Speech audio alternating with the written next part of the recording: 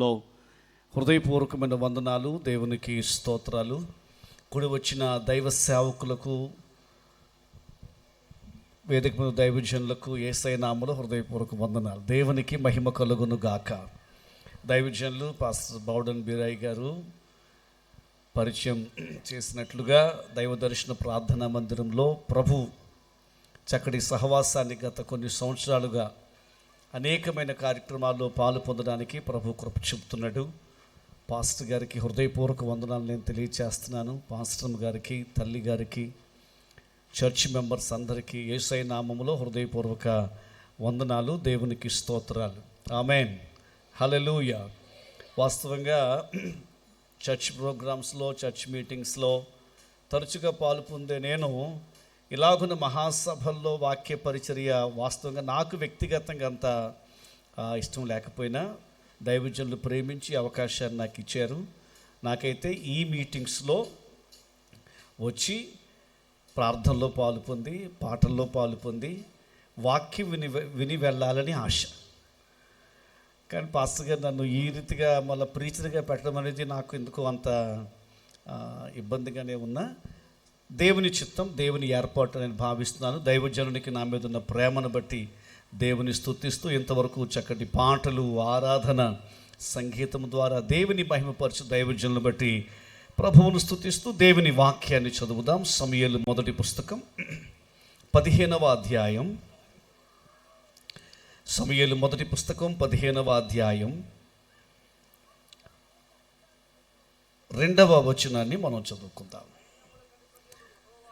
సైన్యములకు అధిపతియగు యెహోవా సెలవిచ్చినదేమనగా, అమాలేకీయులు ఇశ్రాయేలీయులకు చేసినది నాకు జ్ఞాపకమే. వారు ఐగుప్తులో నుండి రాగానే అమాలేకీయులు వారికి విరోధులై మార్గమందు వారి మీదకి వచ్చిరి గదా. చదవబడిన వాక్యమును ప్రభువు మన వినికిడిలో దీవించునుగాక. Amen, amen. దయచేసి అందరూ బైబిల్ తెరచి, బైబిల్ ఉన్న వారందరూ సమూయేలు మొదటి పుస్తకం 15వ అధ్యాయం ప్రభువు సహాయం చేస్తే ఇంచుమించుగా ఈ రాత్రి ఈ అధ్యాయం అంతటిని మనం ధ్యానం చేద్దాం. ప్రభు మనతో మాట్లాడునుగాక. ఇశ్రాయేలీయులు దేవుని ప్రజలు, దేవుడే వారిని పరిపాలిస్తూ ఉన్నాడు. అబ్రహాం మొదలుకొని ఇస్సాకు, యాకోబు, యోసేపు, ఆ తదుపరి 4 శతాబ్దాలు ఫరో దాస్యత్వంలో ఉన్న తదుపరి దేవుడు వారిని మోషే, అహరోనుల ద్వారా బయటకు నడిపించడం, అరణ్యములో దేవుడు వారిని నడిపించడం, ఇదంతా దైవ పరిపాలన. దేవుడు వారిని పరిపాలిస్తున్నాడు. దేవుడే వారికి రాజుగా ఉన్నందున వారికి కష్టాలు, శ్రమలు, ఇబ్బందులు వచ్చినను ప్రతి కష్టాల్లో కూడా దేవుడు తన ప్రజలకు మేలు చేస్తూ వచ్చాడు. పగటి వేళ మేఘస్తంభం, రాత్రి వేళ అగ్నిస్తంభం, ఆకలేసినప్పుడు మన్నా, అడ్డొచ్చిన ఎర్ర సముద్రాన్ని 2 పాయలుగా చేశాడు. వారి కొరకు దేవుడు ఎన్నో అద్భుతాలు, దేవుడే పరిపాలించేవాడు. It was God's ruling. దేవుడు పరిపాలించుచూ ఉండగా ఎన్ని పరిస్థితులు వచ్చినా కానీ అన్ని పరిస్థితుల్లో కూడా దేవుడు వారికి విజయాన్ని చేకూర్చేవాడు. ఆ తదుపరి న్యాయాధిపతుల కాలం, all those days God's rule, దేవుని పరిపాలన, దేవుడు పరిపాలించేవాడు. కానీ పిల్లరా, దేవుని పరిపాలన సజావుగానే సాగుతోంది. కానీ ఇశ్రాయేలీయులు ఒకరోజు అప్పటికి దేవుని పరిపాలనలో దేవుని ప్రతినిధిగా నడిపిస్తున్న దైవజనుడు సమూయేల్, ప్రాఫెట్, ఆయన దగ్గరకు వచ్చి అన్నారు, సమూయేల్ గారు, మాకు దైవ పరిపాలన వద్దు, దేవుని ప్రత్యక్ష పాలన మాకొద్దు, మాకేం కావాలంటే రాజు కావాలి అని అన్నారు. సమూయేల్ గారు ఆశ్చర్యపోయారు. రాజును పెట్టడం దేవుని చిత్తం కాదు కదా, మీరెందుకు రాజును అడుగుతున్నారు అని అబ్రహాం మొదలుకొని అప్పటి వరకు దేవుడు వారిని నడిపిస్తూ వచ్చాడో చెప్తూ వచ్చాడు. చెప్పిన ప్రసంగానికి వారు స్తోత్రం స్తోత్రం అన్నారు. ప్రసంగం అయిపోయిన తర్వాత, మీటింగ్ అయిపోయాక వారు మరలా వచ్చి, అయ్యా సమూయేల్ గారు, మాకు రాజుని ఎప్పుడు పెడతారండి అన్నారు. అదేంటి, నా ప్రసంగానికి మీరు హల్లెలూయా చెప్పారు, నా ప్రసంగానికి మీరు ఆమెన్ అన్నారు, మరలా అడుగుతున్నారు ఏంటంటే మాకేం తెలియదు, మాకు మాత్రం రాజు కావాలి అన్నారు. రెండవసారి, మూడవసారి ఎన్నిసార్లు కౌన్సిలింగ్ ఇచ్చినా వారు రాజును కావాలని పట్టుబట్టారు. దేవుని దగ్గర సమూయేలు ప్రార్థించగా దేవుడు చెప్పాడు కదా, శామ్యూయేల్ వారు అడిగినట్లే వారికి రాజునిచ్చేయి. వారు నిన్ను కాదు తృణీకరించడం, నన్ను తృణీకరిస్తున్నారు అని చెప్పగానే ప్రార్థన చేసి, లేక దేవుని చిత్తంలో దేవుడు సౌలును ఇజ్రాయేలీయులకు మొదటి రాజుగా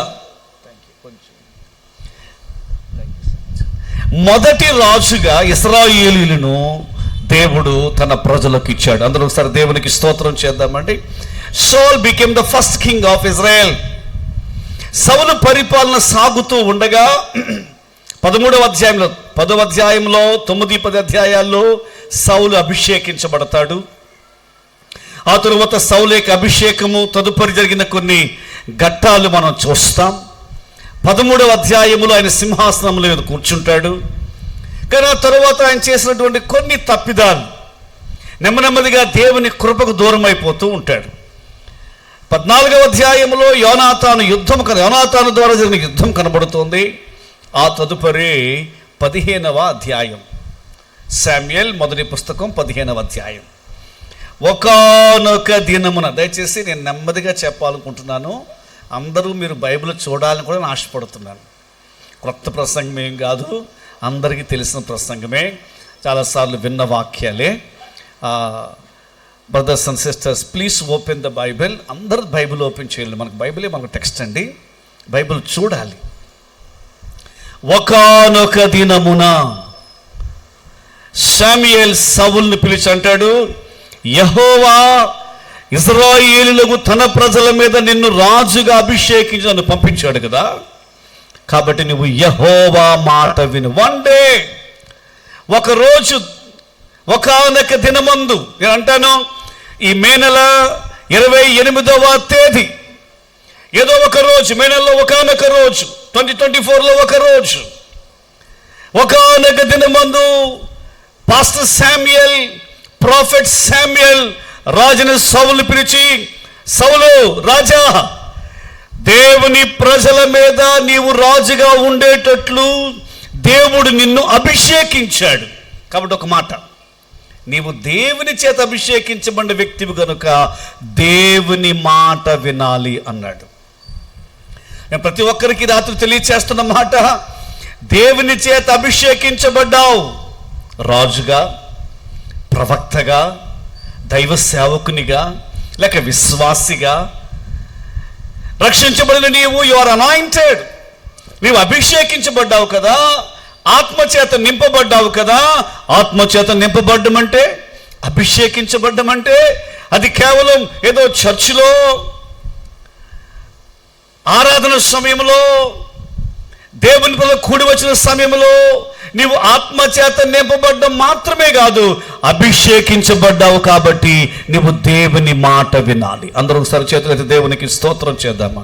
15వ అధ్యాయం మొదటి మాట ఏంటంటే, నీవు దేవుని మాట వినాలి. You have to listen to God. దేవుని మాటని వినాలి. ఏంటా మాట అంటే, దేవుడు ఒక మాట చెప్తాడు, సైన్యములకు అధిపతిగా యెహోవా సెలవిచ్చినదేమనగా, చదువుతారండి అందరూ? 2వ వాక్యం బైబిల్ పైకి పట్టుకుని చదువుతారా? ఎస్, కొంచెం స్వరమెత్తి. ఎంతమంది ఉన్నాం కదండి, స్వరమెత్తి. అమాలేకీయులు ఇశ్రాయేలుకు చేసినది నాకు జ్ఞాపకమే. అందరూ ఒకసారి నాతో పాటు ఈ మాట గంభీరంగా చెప్తారా? అమాలేకీయులు ఇశ్రాయేలీయులకు చేసినది నాకు జ్ఞాపకమే. అందరికీ మాట రావాలండి. అమాలేకీయులు ఇశ్రాయేలులకు చేసినది నాకు గుర్తుంది, నాకు జ్ఞాపకమే. అమాలేకీయులు దేవుని బిడ్డల విరోధులు, ఇశ్రాయేలీయులు దేవుని ప్రజలు. దేవుడు అంటాడు ఒకరోజు వచ్చి, నా ప్రజలైన ఇశ్రాయేలీయులకు అమాలేకీయులు చేసింది నాకు గుర్తుంది సౌలు, నాకు గుర్తుంది. ఏం చేశారండి అమాలేకీయులు? ఎప్పుడు చేశారండి? దేవుడు చెప్తాడు ఏమనంటే, అమాలేకీయులు నా ప్రజలు ఐగుప్తులో నుండి రాగానే అమాలేకీయులు వారికి విరోధులై మార్గమందు వారి మీదికి వచ్చిరి కదా. నా ప్రజలు ఐగుప్తులో నుంచి వచ్చినప్పుడు, ఫరో సంఖ్యల నుంచి వారిని విడిపించినప్పుడు, పస్కా గొర్రెపిల్ల రక్త ప్రోక్షణము ద్వారా వారి గృహాల్లోనికి సంహారక దూతను పంపకుండా ఆ ఐగుప్తు చెర నుండి, ఐగుప్తు బానిసత్వం నుంచి విడిపించిన తరువాత వారు ఒక్కసారి బయటకు రాగానే నా ప్రజలను కష్టాల నుంచి విడిపించాను, బంధకాల్లోంచి విడిపించాను, ఐగుప్తు సంఖ్యల్లోంచి విడిపించాను. విడిపించి తీసుకొచ్చిన తర్వాత 40 సంవత్సరాల అరణ్య యాత్రలో దేవుడు అంటాడు, అమాలేకీలు నా బిడ్డలకు చేసిందంతా నాకు గుర్తుంది అని అంటాడు. దేవుడు గుర్తు పెట్టుకున్నాడటండి, జ్ఞాపకం పెట్టుకున్నాడటండి. ఏం జ్ఞాపకం పెట్టుకున్నాడు? అమాలేకీలు దేవుని బిడ్డలకు చేసిన ద్రోహం ఏదో జరిగింది. ఏంటి ఆ ద్రోహం అంటే, మార్గమందు వారు నా ప్రజల మీదకు వచ్చారు, నా ప్రజల మీదకు దాడి చేశారు. అందరూ ఒకసారి దేవునికి స్తోత్రం చేద్దాం, స్తుతిస్తూ దేవుని మాటలు విందాం. ఈ రాత్రి ఎవరి కొరకు నాకు తెలియదు, కానీ స్పష్టంగా ఈ 2వ వాక్యాన్ని దేవుడు నాకు జ్ఞాపకం చేస్తున్నాడు మీకు చెప్పేదాని కొరకు. అదేంటంటే, నీకు నీ మార్గములో, నీ త్రోవలో ఈ స్థాయికి నీవు వచ్చావు కదా, ఇంతవరకు కుటుంబాన్ని కట్టుకున్నావు కదా, ఇంతవరకు పరిచర్య కట్టుకున్నావు కదా, ఇంతవరకు ఉద్యోగంలో స్థిరపడ్డావు కదా, ఇంతవరకు నీ లైఫ్లోకి ఇంతవరకు వచ్చావా, కానీ ఇంతవరకు నువ్వు వచ్చావు. కానీ వచ్చిన ఈ ప్రయాణంలో నీకు ఎవరెవరు ఏ ద్రోహం చేశారో అదంతా దేవుడు జ్ఞాపకం పెట్టుకున్నాడటండి. అర్థమైతే ఒకసారి దేవునికి స్తోత్రం చెప్తారు. దేవుడు జ్ఞాపకం పెట్టుకున్నాడు. నువ్వు మర్చిపోయావు. ఎందుకంటే ఆ కష్టాలు పెట్టిన వారు, ఆ ఇబ్బందులు పెట్టిన వారు, ఆ సమయాల్లో వారు ఇబ్బందులు పెట్టారు, కానీ ఆ సమయాల్లో నిన్ను వారు కాస్త కొంచెం రిజెక్ట్ చేశారు. కానీ ఇప్పుడు నీకు ఆ కష్టాలు లేవు, ఇప్పుడు నీకు ఆ ఇబ్బందులు లేవు. ఒక రీతిగా చెప్పాడు, ఆ కష్టము జ్ఞాపకము చేసుకునేటంత తీరిక కూడా నీకు లేదు, ఆ ఇబ్బందిని జ్ఞాపకం చేసుకునేటంత తీరిక కూడా నీకు లేదు. కానీ దేవుడు ఒక మాట అంటాడు, అయినను 20 సంవత్సరాల క్రితం నీ మీద దాడికి దిగిన వారు ఇంకా నా గుండెల్లో మెదులుతున్నారు అంటాడు దేవుడు. ఐ స్టిల్ రిమెంబర్, నాకు ఇంకా జ్ఞాపకం ఉంది. ఎప్పుడు జరిగిందండి? అమాలేకీలు వీళ్ళ మీదకి ఎప్పుడు దాడి? ఇది ఎన్నో అధ్యాయం అండి, అందరూ చెప్తారని ఎన్నో అధ్యాయం ఇది? అది 14 అధ్యాయంలో జరిగిన ద్రోహం అంటారా? కాదండి. 13లోనా? కాదండి. అసలు సమూయేలు పుస్తకంలో కాదు జరుగుతా ద్రోహం. సమూయేలు పుస్తకానికి ముందు ఏ పుస్తకం ఉంటుంది? కొంచెం వేగంగా చెప్పగలరా స్వరం ఎత్తి? న్యాయాధిపతుల టైంలో జరిగిన సంఘటన కూడా కాదంటండి. న్యాయాధిపతులకు ముందేముంటుందండి? అదే రూతు ఒకటి ఉందిగా, సమూయేలు. రూతు పుస్తకం జరిగిన సంఘటన కాదట. Not in the book of Judges, even Joshua బుక్లో కాదు, యెహోషువ కాలంలో కూడా కాదు, యెహోషువకు ముందున్న ద్వితీయోపదేశ కాండములో కూడా కాదు, ద్వితీయోపదేశ కాండానికి ముందున్న సంఖ్యాకాండంలో కూడా కాదు, సంఖ్యాకాండానికి ముందున్న లేవియ కాండం. ఎప్పుడో కొన్ని 100 సంవత్సరాల క్రితం దేవుని బిడ్డల మీదకు అమాలేకీలు దాడి చేశారట. ఆ దాడిలో చాలా మంది చనిపోయి ఉంటారు, ఆ దాడిలో చాలా మంది క్షతగాత్రులు అయి ఉంటారు, ఆ దాడిలో చాలా అవమానం పాలయ్యి ఉంటారు. కానీ ఆ అవమానం పాలైన వాళ్ళు, చనిపోయిన వాళ్ళ కుటుంబాలు ఆ సంఘటనే మర్చిపోయారు. ఈ రాత్రి ఒక మాట ఏంటంటే, వారు మర్చిపోయారు, కానీ దేవుని ప్రజలకు ఎవరెవరు ద్రోహం చేశారో దేవుడు మర్చిపోలేదటండి. ఈ రాత్రి బ్రదర్ మీ కొరకు నేను చెబుతున్న మాట ఏంటంటే, నీవెంతవరకు వచ్చావంటే, ఈ స్థాయికి వచ్చావంటే, now you are in such a position. కానీ ఈ త్రోవలో నీ మీదకు దాడి దిగిన వారిని, నిన్ను గాయపరిచిన వారిని దేవుడు జ్ఞాపకం పెట్టుకుని అంటాడు, సౌలా, అభిషేకించబడిన వాడా, నేను రాజుగా అభిషేకించాను కదా, ఇప్పుడు నువ్వేం చేయాలో తెలుసా? వారిని పూర్తిగా నీవు నిర్మూలన చేయాలి. అసలు అమాలేకీలు ఏ దాడి చేశారో మనకు తెలుసు. అది నిర్గమాకాండం 17వ అధ్యాయం. ఇజ్రాయేల్ ప్రయాణంలో కొన్ని లక్షల మంది ప్రజలండి. వారు ప్రయాణం చేస్తున్నప్పుడు వెళుతున్న మార్గములు అడిగేవారు, ఏమనంటే మేము ఈ మార్గం గుండా వెళతామండి. అంటే చాలా ప్రాంతాల వారు దారిచ్చేవారు. దారిచ్చేటప్పుడు ఆ ప్రాంతాల వారికి వీరు కాస్త కొంచెం మాకు పర్మిషన్ ఇచ్చారని చెప్పేసి ఆ ప్రాంతానికి కావాల్సిన ట్యాక్స్లు అవి కట్టుకుంటూ వెళ్ళిపోతుండేవారు. కానీ కొన్ని ప్రాంతాల వారు రావద్దు అనేవారు. అప్పుడు యుద్ధం చేసేవారు. యుద్ధంలో దేవుడు ఎప్పుడు వీరికి విజయాన్ని ఇచ్చేవాడు. సిస్టర్ వినాలండి, విజయాన్ని ఇచ్చేవాడు. అయితే వారు పర్మిషన్ ఇస్తే వీళ్ళు ట్యాక్స్ కట్టుకునేవారు.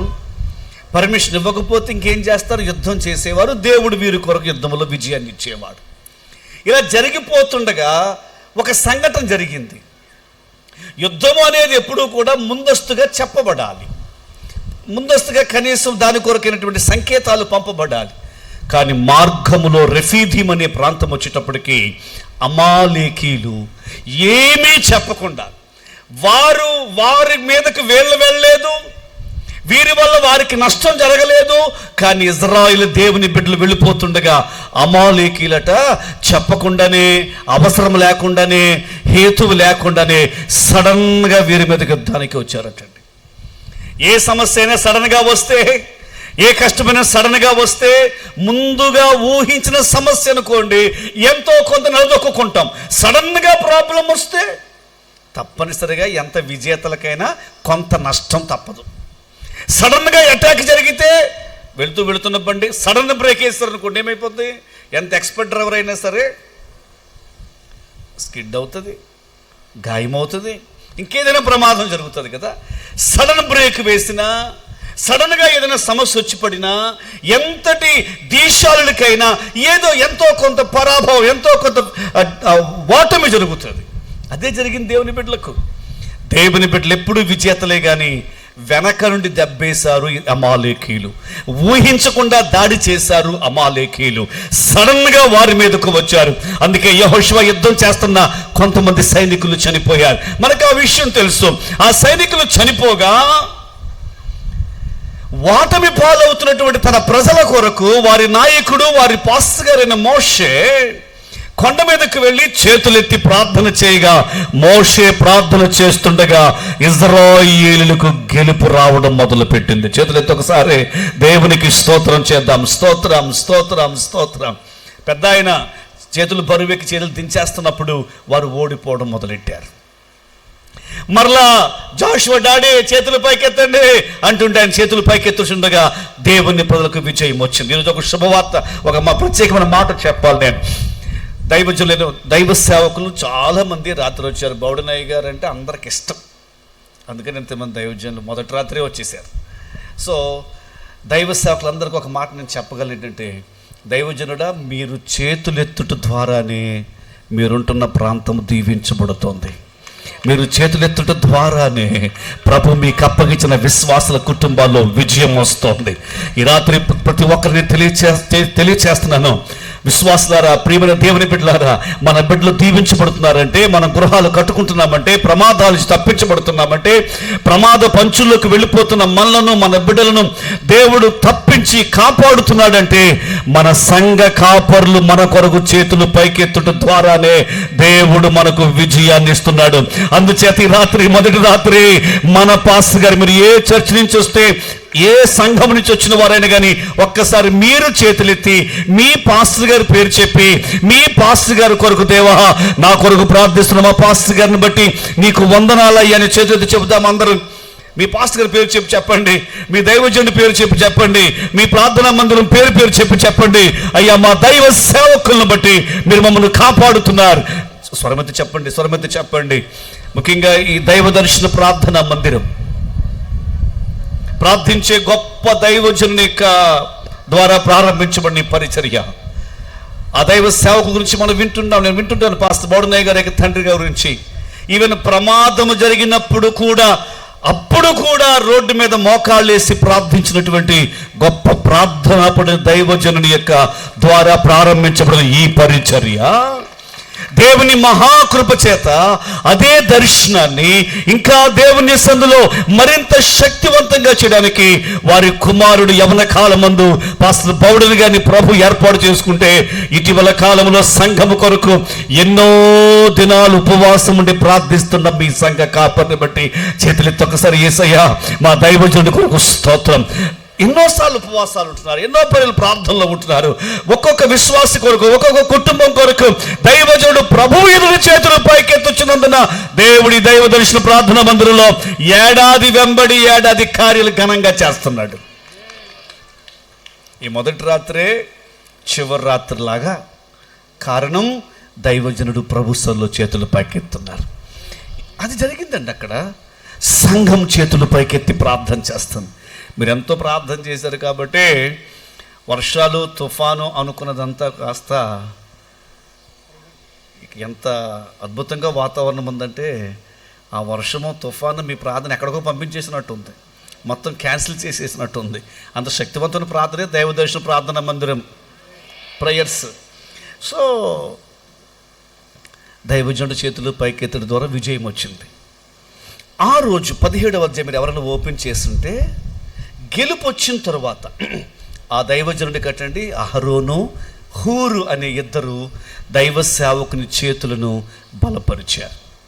నేను మరలా ప్రభుత్వంలో ఆ సందర్భాన్ని బట్టి చెప్పగలను. ఈ సభలకు చర్చ్ నిర్వహణ కొరకు, సంఘ కార్యక్రమాల కొరకు దైవజనుడు ఇలాగ ఒక దర్శనంతో ముందుకెళ్ళుచుండగా దైవ సేవకునికి ఈ పరిచర్యలో చేయూతనందిస్తున్న ప్రతి అహరోనును దేవుడు దీవించబోతున్నాడు. చేయూతను అందిస్తున్న ప్రతి హూరును దేవుడు మిమ్మును మీ కుటుంబాలను దీవించబోతున్నాడు. ఆమేన్, ఆమేన్, ఆమేన్. అక్కడ పరిచర్య, వంట దగ్గర పరిచర్య చేస్తున్నవారు, ఇక్కడ వాలంటీర్గా వర్క్ చేస్తున్నవారు, సభలకు ముందు వర్క్ చేసిన వారు, సభల్లో వర్క్ చేస్తున్నవారు, ఆర్థికంగా సహకరిస్తున్న వారు, యేసయ్య నామములో అహరోను హూరు దీవించబడినట్లుగా దేవుని యొక్క దీవెన ఈ సంఘములో, ఈ యొక్క సభలలో పరిచర్య చేస్తున్న వారి మీదకు దేవుడు పంపునుగాక.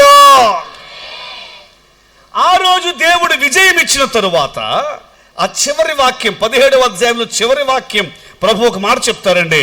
ఆయన, అయ్యా అమాలేకీలు తమ చేతిని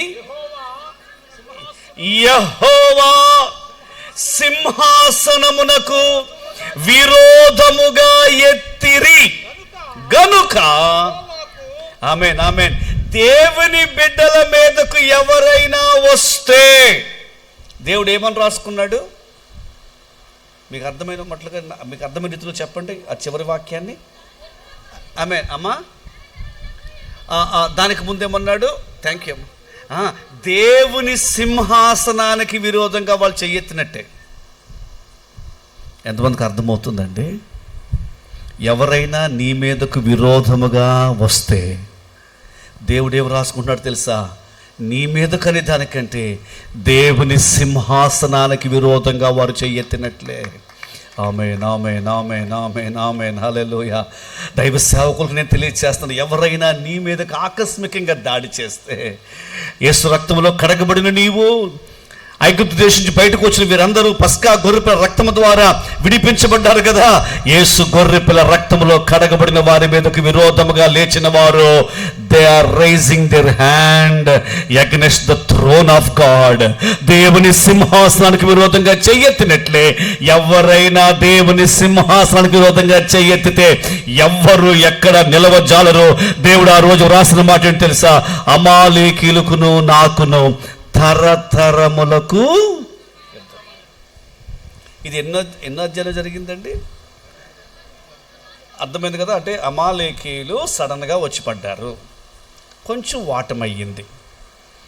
అప్పుడు చనిపోయిన సైనికుల యొక్క కుటుంబాలు దుఃఖించి దుఃఖించి దుఃఖించి మర్చిపోయి ముందుకెళ్ళిపోయారు. అప్పుడు గాయాలైన వారి యొక్క ఫ్యామిలీస్ ఆ కష్టాన్ని చెప్పుకుని తర్వాత ముందుకెళ్ళిపోయారు. కానీ గాయమైన తర్వాత గాయము చేసిన వారిని మాత్రం దేవుడు మాత్రం జ్ఞాపకం పెట్టుకున్నాడంట. మాకు అర్థమైందండి ఈ మాట అన్నవారు? ఒకసారి దేవునికి స్తోత్రం చెప్తారా? అమ్మ మీకు అర్థం, మిమ్మల్ని గాయం చేసిన వాళ్ళని దేవుడు ఏం చేశారు? జ్ఞాపకం పెట్టుకున్నాడు. జ్ఞాపకం సౌలుతో అంటున్నాడు ఏమని తెలుసా? వారిని నీవు సంపూర్ణంగా పూర్తిగా వారి మీద ఏమాత్రం కనికరించకుండా అమాలేయులను బొత్తిగా నీవు పాడు చేయాలి అని అంటున్నాడు. నేనైతే ఈ వచనం చదివినప్పుడు ఎంతైనా ఎన్నిసార్లు ప్రభువుని స్తుతిస్తాను. మీకు మరొకసారి ముందుకెళ్లే ముందు మీకు అర్థమైతే, నిన్ను గాయపరిచిన వారిని దేవుడు జ్ఞాపకం పెట్టుకుంటున్నాడు. అలాగే ఒకసారి దేవునికి వందనాలు చెప్పకుండా ఉండగలమంటారా? స్తోత్రాలు చెప్పకుండా ఉండగలమంటారా? ఆమేన్, ఆమేన్, ఆమేన్, ఆమేన్. నీ మీద నిందలు వేశారుగా, నిన్ను గాయపరిచారు కదా, ప్రయాణంలో నీకు ఇబ్బందులు కలుగు చేశారు కదా, ఈ ఉద్యోగంలోకి రాకుండా నీ మీద దాడి చేశారు కదా, ఈ సేవలోకి నువ్వు రాకుండా నీ మీద దాడి చేశారు కదా, నీ వ్యాపారంలో ముందుకెళ్ళకుండా నీ మీద దాడి చేశారు కదా, అవన్నీ తప్పించుకుని నువ్వు వచ్చేసావు. కానీ దాడి చేసిన వారిని దేవుడు జ్ఞాపకం పెట్టుకుని దేవుడు వారి మీదకు శిక్షను పంపిస్తూ ఉన్నాడు. అలాగూ జరుగుతుండగా ఆ అసైన్మెంట్ దేవుడు సౌలుకి అప్పచెప్పాడు. సౌలుకి అప్పచెప్తే సౌలు ఇప్పుడు రంగంలోకి దిగాడు. దేవుడు చెప్పినట్లుగానే అమాలేకీలను చంపడానికి అమాలేకీలుండే ప్రాంతానికి వచ్చాడు, ఆ ఏరియాకి వచ్చాడు. దేవుని యొక్క మాట ఏంటంటే వారందరినీ పూర్తిగా చంపేయమని. అమాలేకీలుండే ప్రాంతానికి రాగానే ఇక్కడ కొంచెం జాగ్రత్తగా మీరు నాతో పాటు రావాలని కోరుతున్నాను. వాక్యంలో అమాలేకీలను చంపేయడానికి దేవుడు సెలవిస్తే సౌలు గారు ఆ ప్రాంతం వచ్చి ఒక అనౌన్స్మెంట్ చేస్తున్నాడు. అప్పుడు ఇలాంటి సౌండ్ సిస్టమ్ ఉండకపోవచ్చు, ఇప్పుడు ఒక మంచి సౌండ్ సిస్టమ్ ఇది. ఏ బోరలో మరి ఏమున్నాయో రాజు ఎలాగో అనౌన్స్ చేసేవాడు నాకు తెలియదు. కానీ సౌలు ఆ ఊరి మెయిన్ సెంటర్లో నిలబడి ఒక అనౌన్స్మెంట్ చేశాడు. ప్రియమైన పురజనులారా, ఈ ప్రాంతమందు అమాలేకీలు ఉన్నారు. అయితే అమాలేకుల ఊరిలో మీరు తర్వాత చదవాలి, 4వ వాక్యం నుంచి 9వ వాక్యం వరకు మనం చూస్తే కేయనీయులు అనే మరొక కుటుంబాలు ఉన్నారంటుంది. అక్కడ అమాలేకీల ప్రాంతంలోనే, అమాలేకీల గృహాల్లోనే కేయనీయులు అనేటువంటి ఒక వంశం వాళ్ళు ఉన్నారు. ఇప్పుడు సౌలు రాజు ప్రకటిస్తున్న మాట ఏంటంటే కేనీయులు. ప్రియమైన పురజనులారా, ఈ ప్రాంతంలో ఉన్నటువంటి కేనీయులు అనే మా సహోదరులకు ఒక మాటను సెలవిచ్చిందేమనగా, ఈ రాత్రి మేము అమాలేకీలను చంపబోతున్నాం మా దేవుడు చెప్పినట్లు. అయితే కేనీయులారా, దయచేసి మీరు అమాలేకీల గృహాలను ఖాళీ చేసి వెళ్ళిపోండి, ఈ ప్రాంతమును ఖాళీ చేసి వెళ్ళిపోండి. ఎందుకంటే మేము అమాలేకీలను చంపేటప్పుడు మిమ్మల్ని చంపకూడదు. మేము ఎందుకని? మా మార్గంలో మీరు మాకు హెల్ప్ చేశారు, మా త్రోవలో మీరు మాకు సహాయపడ్డారు. మా త్రోవలో మాకు మీరు సహాయపడ్డారు కాబట్టి మేము వారిని గాయపరిచినప్పుడు, మేము మా శత్రువుల మీద యుద్ధానికి వెళ్ళినప్పుడు, మాకు ఒకప్పుడు ఒక 10 సంవత్సరాల క్రితం హెల్ప్ చేసినటువంటి మిమ్మల్ని మేము ఏమీ హాని చేయకుండా ఉండి నిమిత్తం దయచేసి ఖాళీ చేసేయండి అని ప్రకటన చేశాడండి సౌలు. ఆమేన్. అందరూ దేవునికి స్తోత్రం చెప్తారండి. అంటే ఇప్పుడు దేవుడు తమ శత్రువులను చంపమన్నాడా? జరిగింది ఏంటంటే, దేవుడు చెప్పినటువంటి ఆ శత్రువుల గృహాల్లో ఎవరున్నారంటే వీరికి హెల్ప్ చేసిన కేనీయులు ఉన్నారంటండి. సింప్లిఫై చేసి చెప్పాలని నా ఆలోచన. నీకు విరోధి ఉన్నాడు. అయితే ఒక 3 సంవత్సరాల క్రితం ఒక ఆయన నీకు హెల్ప్ చేశారు. ఆ 3 సంవత్సరాల క్రితం హెల్ప్ చేసినటువంటి ఆ బ్రదరు ఒక 3 నెలల నుంచి నీ శత్రువులతో కలిసి ఉంటున్నాడు. నీ శత్రువులతో ఆయన కలిసి ఉంటున్నాడు. చెప్పాలంటే 3 సంవత్సరాల క్రితం నీకు హెల్ప్ చేసిన బ్రదరు ఇప్పుడు నీకు విరోధంగా ఉన్న వారితో వాళ్ళ బండికి వెళ్తున్నాడు, వారి కారులో వెళ్తున్నాడు, నువ్వు చూస్తున్నావు. ఇప్పుడు మనం ఏం చేస్తాం తెలుసండి? వెంటనే మన మైండ్ ఏంటి తెలుసండి? మనకు హెల్ప్ చేశాడే 3 ఇయర్స్ బ్యాక్ హెల్ప్ చేసిన ఆ బ్రదరు మన శత్రువులతో కలిసి ఉన్నాడు కాబట్టి మనం వెంటనే ఏం చేస్తున్నామంటే మన 3 సంవత్సరాల క్రితపు ఆ ఉపకారిని, ఆ మేలు చేసిన వాడిని మన శత్రువుతో కలిపేసుకుంటున్నాం. కొంచెం అందరూ వింటున్నారండి నాతో. నేను చాలా తక్కువ సమయంతో మాట్లాడాలనుకుంటున్నాను. రేపు ఎల్లుండి అభిషక్తులు మన మధ్యకు రాబోతున్నారు.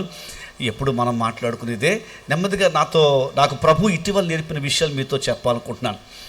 ఇప్పుడు నీ ఎనిమితో ఒకప్పుడు నీ ఫ్రెండ్ కలిసి ఉన్నాడు. అప్పుడు మన భావం ఏంటంటారు? మనం శత్రువుని ఎలాగూ శత్రువుగానే మనకు తెలుసు, మన ఫ్రెండ్ను కూడా శత్రువుని చేసేసుకుంటాం. మన ఫ్రెండ్ను కూడా ఏం చేస్తామంటే ఇప్పుడు మనతో ఉండే మనకు ఫేవర్ కాదండి అని చెప్పేసి ఇక మనకి ఎక్కువ కోపం అంతా మన ఫ్రెండ్ మీద పెట్టేసుకుంటాం. ఇలాగే ఈ రాత్రి ఇక్కడ కూర్చున్న కొంతమంది మీ ఫ్రెండ్స్ని పోగొట్టేసుకున్నారు. చెప్పాలంటే ఆయనకి మీకు ఏ విరోధము లేదండి, ఆయనకి మీకు ఏ ప్రాబ్లము లేదండి. యాక్చువల్లీ చెప్పాలంటే ఆ బ్రదర్ మీ ఫ్యామిలీకి బాగా హెల్ప్ చేసిన బ్రదర్ అండి. ఆ బ్రదర్ మీ వ్యాపారానికి బాగా హెల్ప్ చేసిన వాడండి. 5 సంవత్సరాల కింద బాగా హెల్ప్ చేశాడు, 5 months బ్యాక్ బాగా హెల్ప్ చేశాడు. కానీ ఇటీవల ఆ వ్యక్తి మీ విరోధితో కలిసి ఉండడం ద్వారా మీ మైండ్ అంతా ఏమైపోతుందంటే మీ ఒకప్పటి ఉపకారి మీద తెలియని కోపాన్ని పెంచుకుని శత్రువుని ఎలాగో శత్రువే నీ మిత్రుణ్ణి కూడా శత్రువుని చేసుకుంటున్నారు. మాకు అర్థమవుతుందండి అన్నవారు మాత్రం స్తోత్రం చెప్పండి ఒకసారి. మీకు అర్థమైందనే ఈ స్తోత్రం చెప్పారనుకుంటున్నాను, అబద్ధంగా స్తోత్రం చెప్పలేదని అనుకుంటున్నాను నేను. అంటే నీ లైఫ్లో ఏం జరుగుతుందో తెలుసా? నీ ఫ్రెండ్స్ నువ్వు పోగొట్టుకుంటున్నావు, నీకు ఉపకారం చేసిన వ్యక్తిని పోగొట్టుకున్నావు. ఏ క్రమంలో? శత్రువులను సంహరించే క్రమంలో, శత్రువుల మీద నీవు కాస్త చేయాల్సినటువంటి ఆ యుద్ధములో నీకు ఒకప్పటి ఫ్రెండ్స్ మీద నీవు అసూయ పెంచుకుని, బాధను పెంచుకుని, ఇప్పుడు నాకు వాళ్ళు ఏం సహాయం చేయరండి, మా విరోధులతో కలిశారండి అంటే ఏదో ఒక వ్యక్తి మనకు ఉపకారం చేసినంత మాత్రాన ఆ వ్యక్తి మీద మొత్తం కాపీరైట్ అంతా మనకే ఉన్నట్టు. ఎవరైనా అలాగ మీకు గతకాలం ఉపకారం చేసిన వారిని మిస్ అయ్యారేమో, పరిశుద్ధాత్ముడు జ్ఞాపకం చేస్తుంటే దయచేసి రాత్రి మీరు వారిని సమకూర్చుకోవాలి. సౌల్లో గొప్ప జ్ఞానం ఉంది. Saul was very, very intelligent in that point. ఆయన చాలా తెలివిగా, జ్ఞానయుక్తంగా ఈ 15వ అధ్యాయం 1-8 వరకు నాకు ప్రభు నేర్పింది ఏంటంటే, నాకు గాయం చేసిన వాళ్ళ పేరు నేను మర్చిపోవాలి. మరలా చెప్తున్నాను, నాకు గాయం చేసిన వారి పేరు నేను, ఎందుకంటే దేవుడు జ్ఞాపకం పెట్టుకున్నాడు కాబట్టి. చెప్పలు కొడదాం ఒకసారి.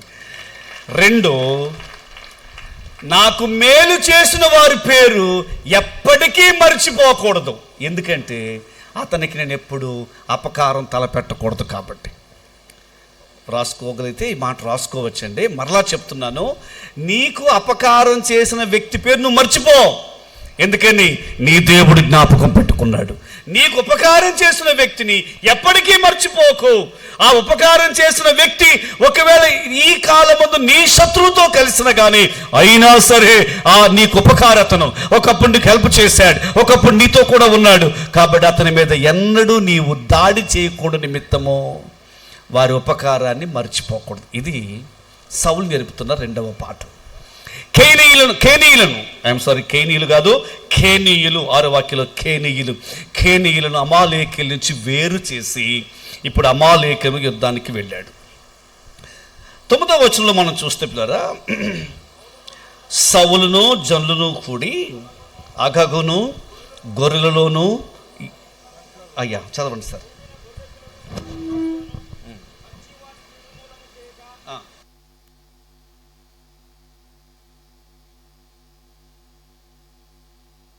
యుద్ధంకి వెళ్ళాడు రాజుగారు.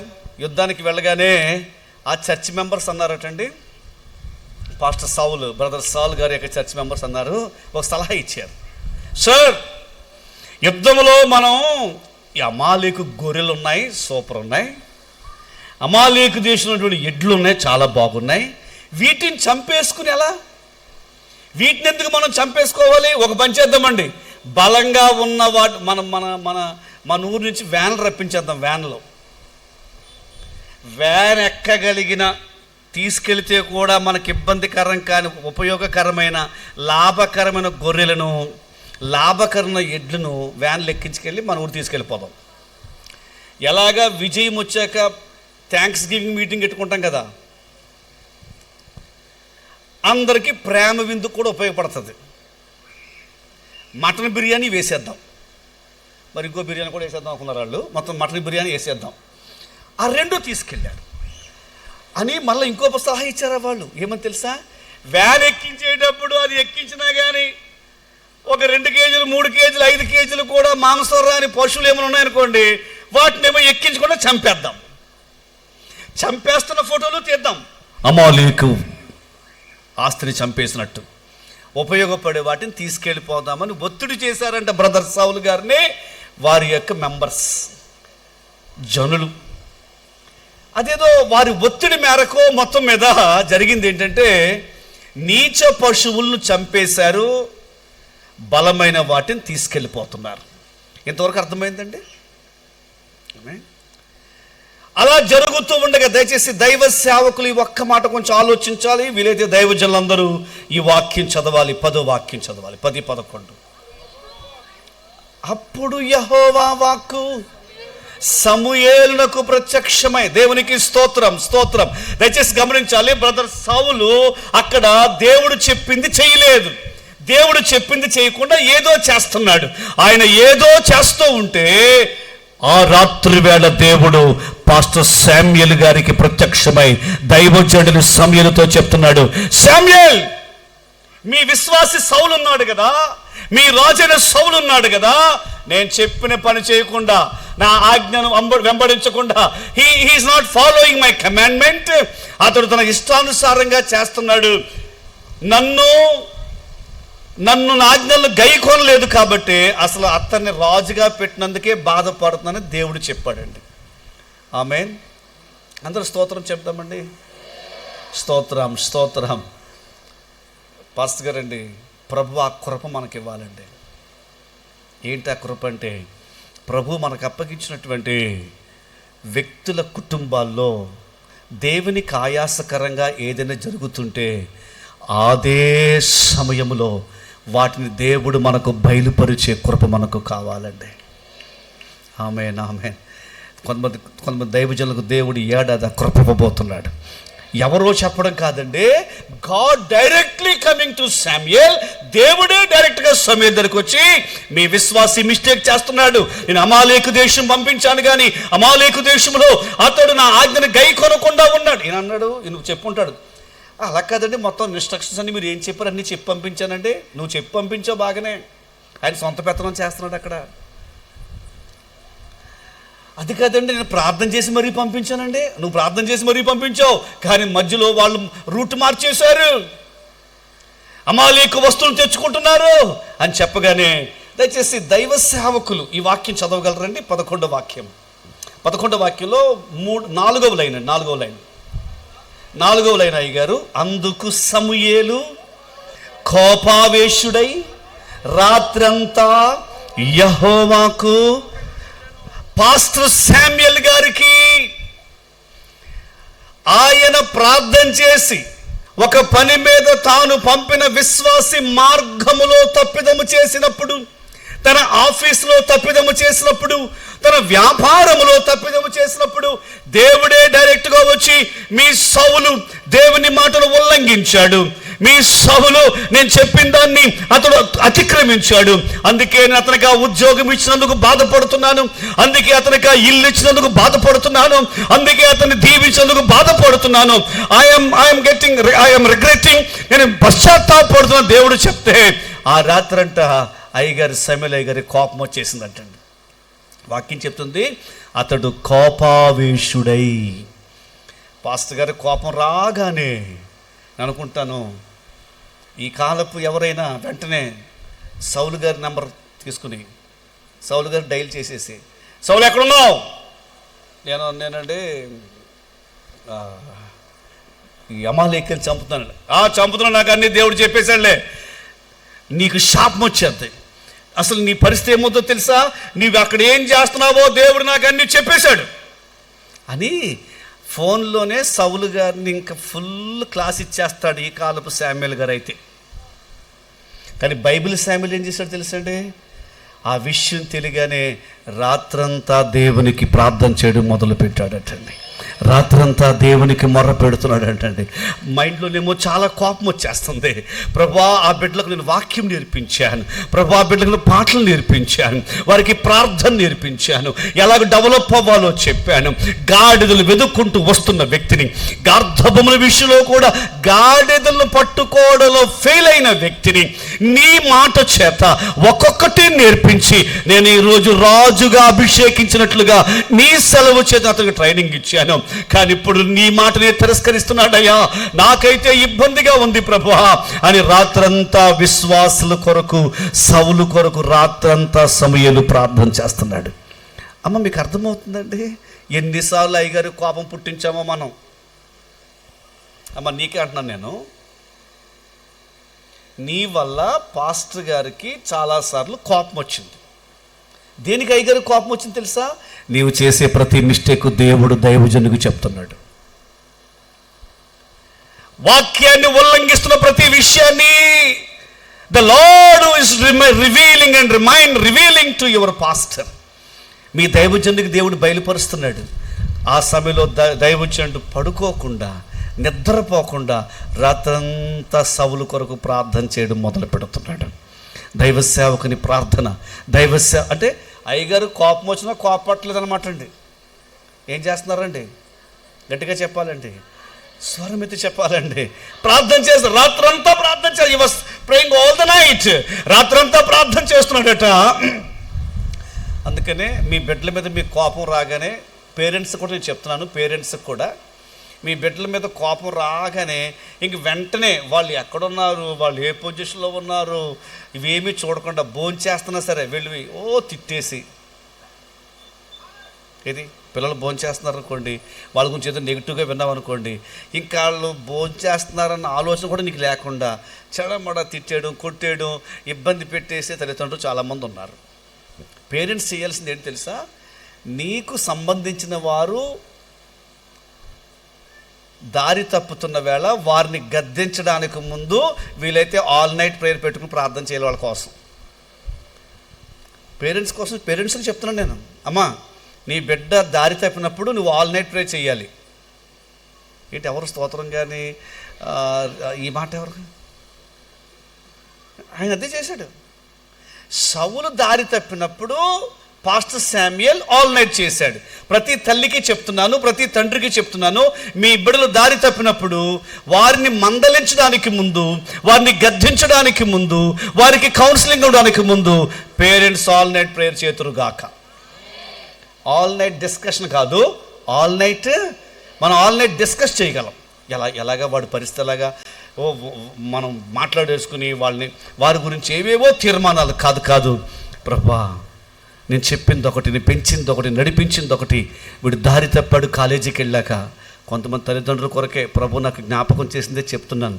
నీ కాలేజీకి వెళ్ళి నీ బిడ్డ కొరకు నువ్వు ఏడుస్తున్నావు, కాలేజీకి వెళ్ళి నీ కొడుకు కొరకు నువ్వు దుఃఖపడుతున్నావు, కానీ అక్కడక్కడ దుఃఖపడుతున్నావు. ఎవ్వరికి చెప్పకుండా ఈ సభలైన తర్వాత నీ బిడ్డ కొరకు ఒక రాత్రి ఆల్ నైట్ ప్రే చేయమ్మా. దేవుడు కార్యం చేయబోతున్నాడు. కుటుంబము సంపూర్ణ రాత్రి ప్రార్థన చేసే కుటుంబములు ఈ రాత్రి సభ ద్వారా సిద్ధపరచబడును గాక. ఈ 3 దినాల్లో దేవుడు ఒక స్పిరిచువల్ బ్రేక్ త్రూ తీసుకురాబోతున్నాడు. ఒక ఆత్మీయ ఉద్యమాన్ని దేవుడు తీసుకుని రాబోతున్నాడు. వచ్చిన విశ్వాసంలో, వస్తున్న దైవజనుల జీవితాల్లో, పరిచర్యలో దేవుడు ఒక నూతన కార్యం చేయబోతున్నాడు. ఎవరి మీద కోపం రాగానే, దీనికి మామూలు కోపం కాదు, కోపావేశుడై కోపము రాగానే రాత్రంతా ప్రార్థన చేశాడట. ప్రార్థన చేసి 12వ వాక్యంలో ఉదయమున సమూయేలు లేచి, ఎక్కడున్నాడా మా రాజుగారు? ఎక్కడుంటాడు? కర్మేల్లో ఉంటాడు కదా, యుద్ధానికి వెళ్ళాడు కదా అని కర్మేలుకి వెళితే మన బ్రదర్ సాల్ గారు ఏం చేస్తున్నారు తెలుసండి? ఆయన ఆల్రెడీ విజయం వచ్చేసిందని తలంచి కర్మేల్లో విజయబేరి సభ పెట్టేసి వెళ్ళిపోయి అంటాడు. అక్కడ జెండా పాతేశాడు, ఒక మీటింగ్ పెట్టేశాడు. ఆయనకి కర్మేల్లో కొంతమంది శాలువాలు కప్పేశారు, కర్మేల్లో కొంతమంది ఆయనకి పుష్పోత్సవాలు ఇచ్చేశారు, కర్మేల్లో ఆయనకి అందరూ కూడా అప్రిషియేట్ చేస్తున్నారు. అసలు మన రాజు వల్ల అసలు మన రాజుగారిని తెలివితేటలు ఎవరికి ఉన్నాయి, జ్ఞానం ఎక్కువ అని సౌలు గారిని అభినందించేస్తున్నారు. ఎంత అభినందిస్తున్నారు అని అంటే, యుద్ధము చేశాడు, ఆ దేశపు బలమైన వాటిని తెచ్చేశాడు.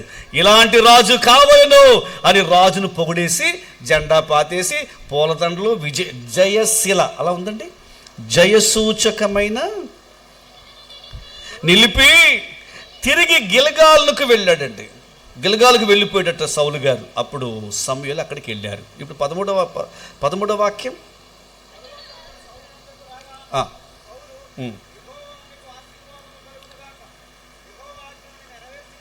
పాస్టర్ గారండి 13వ వాక్యం. 13వ వాక్యం కింద ఉన్నవి చదవగలరా? 13వ వాక్యం.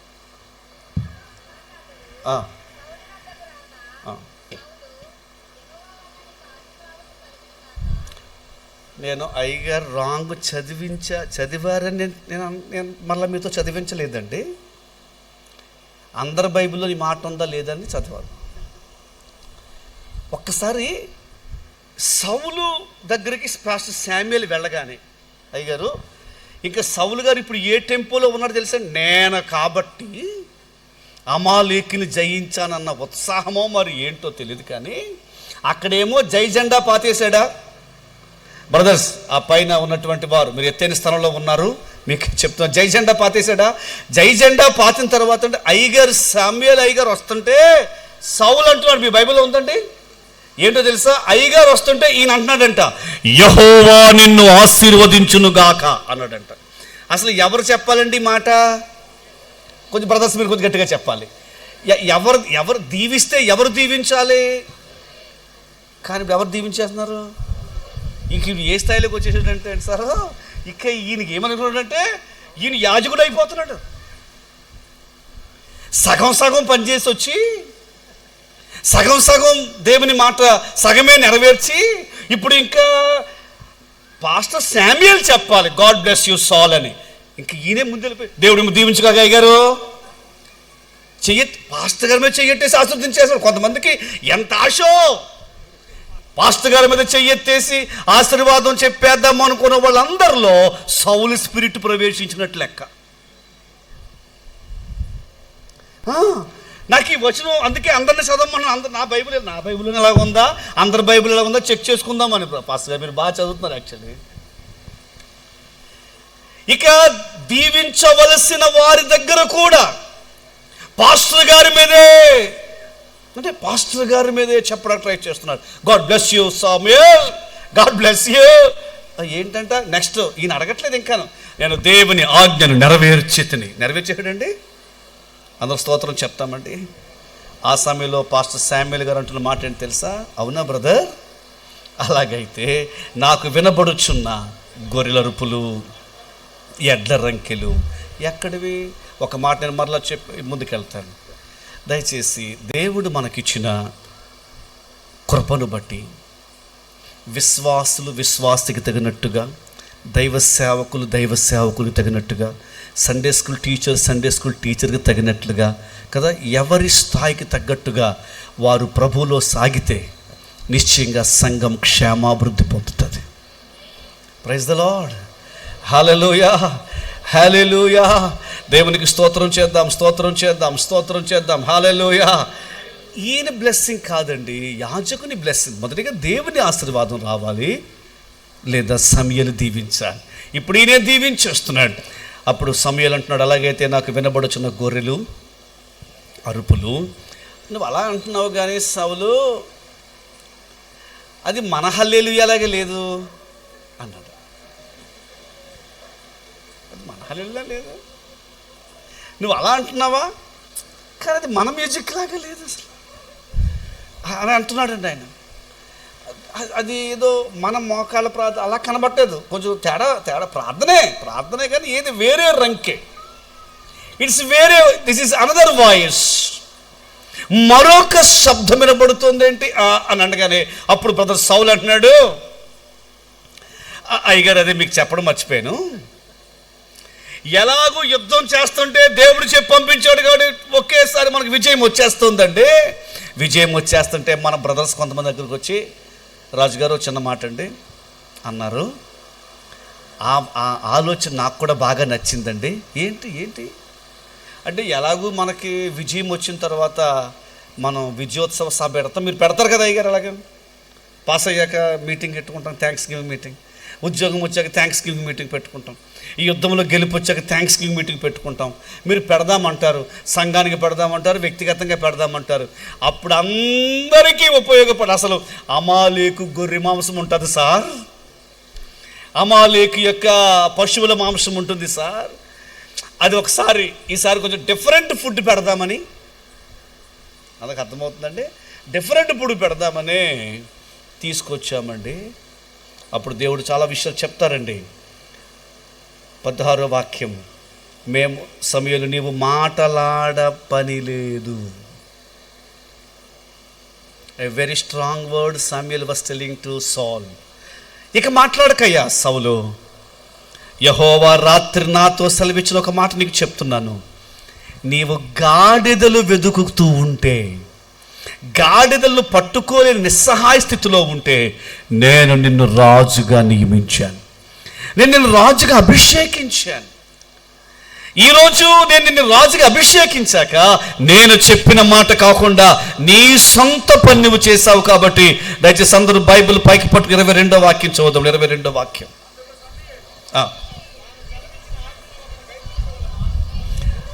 నేను చెప్పింది అందరూ బైబిల్ పైకి పట్టుకుని చదువుదామని, చదవగల వారు అందరూ చదువుదామని. ఒకసారి 22వ వాక్యం.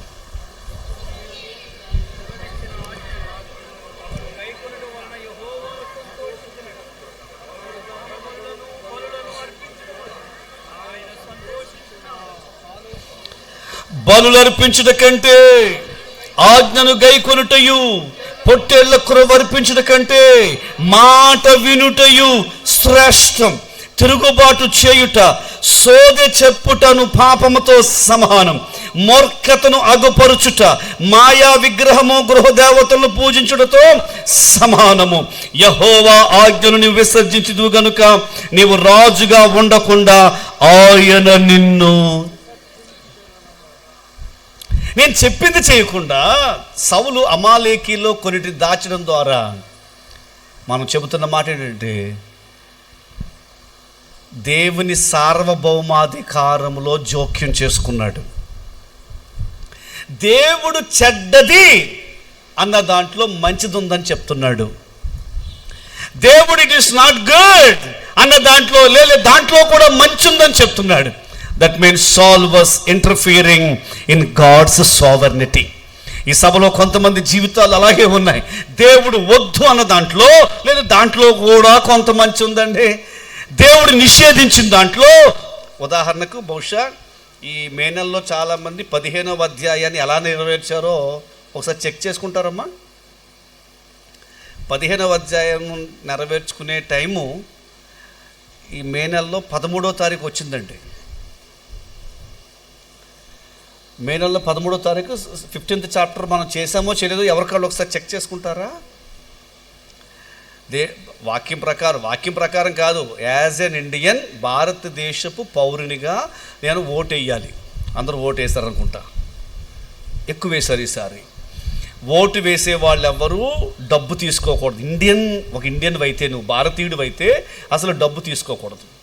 ఇక యేసు ప్రభు నమ్ముకున్న వ్యక్తివైతే అస్సలు డబ్బు తీసుకోకూడదు. కానీ ఒకవేళ నువ్వు డబ్బు తీసుకుంటే 15వ అధ్యాయంలో సౌలు ఎంతో, నీవు అంతే. కొంతమంది ఇలా అనుకున్నారు, అంటే ఎప్పుడు 10% కానీ ఈసారి 20% ఇద్దామని తీసుకున్నానండి. దేవుని కట్టండి. మరికొంతమంది ఏమో అంటే మేము 6గురం కదండి, ముగ్గురిది మేము వాడుకుని ముగ్గురిది చర్చికి టైల్స్ వేయించేద్దాం అనుకుంటున్నాడు. మనం అందరూ కలిసి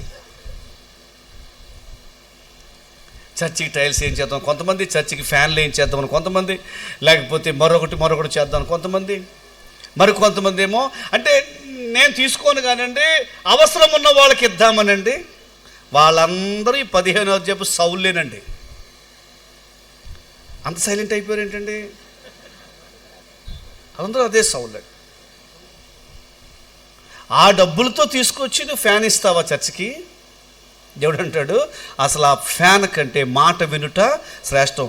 అసలు నువ్వు అలాగూ చర్చికి ఆ డబ్బులతో ఫ్యాన్ ఇస్తానని అనుకున్నావు కాబట్టి నీకున్నటువంటి ఆధిక్యతను దేవుడు ఆ క్షణం ముందే తొలగించేశాడు. కొంచెం వేదనతోనే, అది మీకు చెప్పడం నాకు ఇష్టం లేదు, కానీ వాక్యాన్ని బట్టి చెప్పగలను. ఇలాంటి సంఘటనల ద్వారా దేవుడిచ్చిన ఆధిక్యతలను చాలామంది పోగొట్టేసుకున్నారు. చాలామంది పోగొట్టేసుకున్నారు. ఆ ప్రివిలేజ్ పోయిందండి, మీకున్న అవకాశం పోయిందండి. ఆ రోజే దేవుడు చెప్పేశాడు, Saul, I'm removing you from the kingship, I'm throwing you away from the throne. సింహాసనం నుంచి ఎప్పుడో తీసేశాను. దేని కొరకు? దేవుడు నిషేధించిన దాన్ని మంచిదని చెప్పడం ద్వారా. దేవుడు నిషేధించిన ప్రభు మహిమార్థమనే చెప్తున్నాను. ప్రభు అప్పగించిన పరిచర్యలో నేను చెప్పిన మాట ఏంటంటే, ఎవరైనా ఓటుకు డబ్బులు తీసుకుంటే రాగల 5 సంవత్సరాల్లో అలాంటి విశ్వాసులకు ప్రభు బల్లారాధన ఇవ్వబడదు అని చెప్పాను. No Lord's table.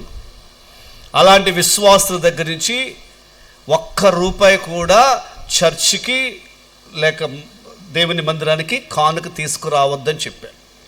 దేవుని మహాకృప చేత 90% ఆఫ్ ద చర్చ్ మెంబర్స్ ఈరోజు అసలు ₹1 కూడా ఏ పార్టీని తీసుకోలేదు.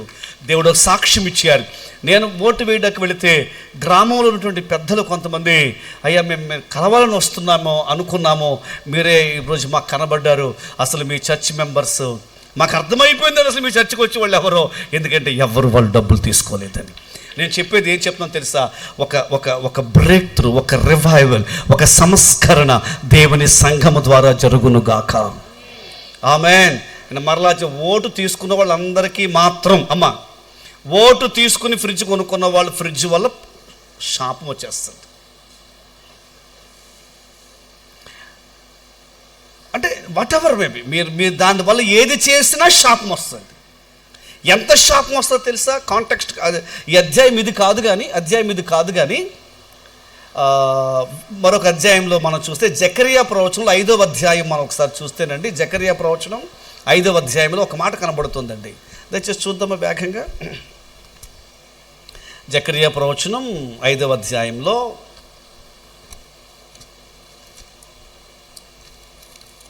మొదటి నుంచి కొన్ని విషయాలు మనం గమనిస్తే, నేను మరలా తేరి చూడగా ఎగిరిపోవచ్చున్న పుస్తకం ఒకటి నాకు కనబడెను.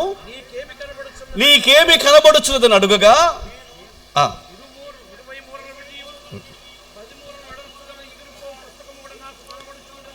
యష్ అయ్యా చదవండి అయ్యారు.